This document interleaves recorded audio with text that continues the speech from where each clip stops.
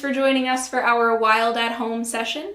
My name is Tori. I'm the Outreach Educator for the Friends of the Nature Center, which means that I'm the traveling animal lady. So usually I would be cruising around town, bringing animal education programs to all sorts of facilities in the Asheville area, but this week I am bringing those animal education programs right to your homes. And today we are going to be doing an owl pellet dissection. Alright, so when birds of prey like owls and hawks eat, they eat everything. And all of the stuff that they can't digest, the bones and the fur from the animals that they eat, they cough up into a pellet. So this is what an owl or a hawk pellet looks like. And what I've got for you guys is I actually have some already dissected, already broken apart pellets here so that we can pull out some of these bones.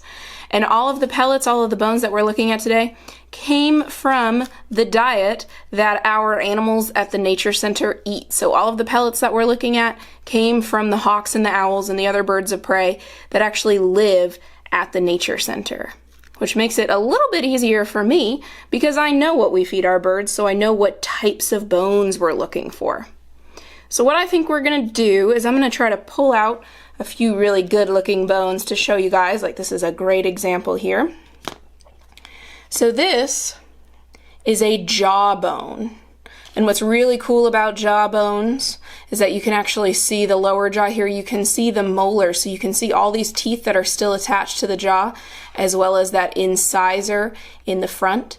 And we can tell by looking at the molars, the large gap here in the center, and then this pointy incisor in the front, that we are looking at a rodent jawbone.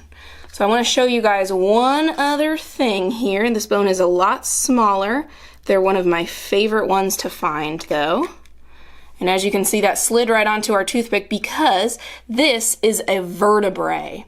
So hopefully you guys can see that. I know it's quite small, but this is a vertebrae, and a vertebrae is a backbone. So we're looking at one individual backbone piece from some small animal. I can't identify what critter this is from just from the one vertebrae, unfortunately, but we know that it is from a backbone. So what's really interesting about owl pellets is you can determine exactly what an owl or a hawk has been eating just by looking at their leftovers.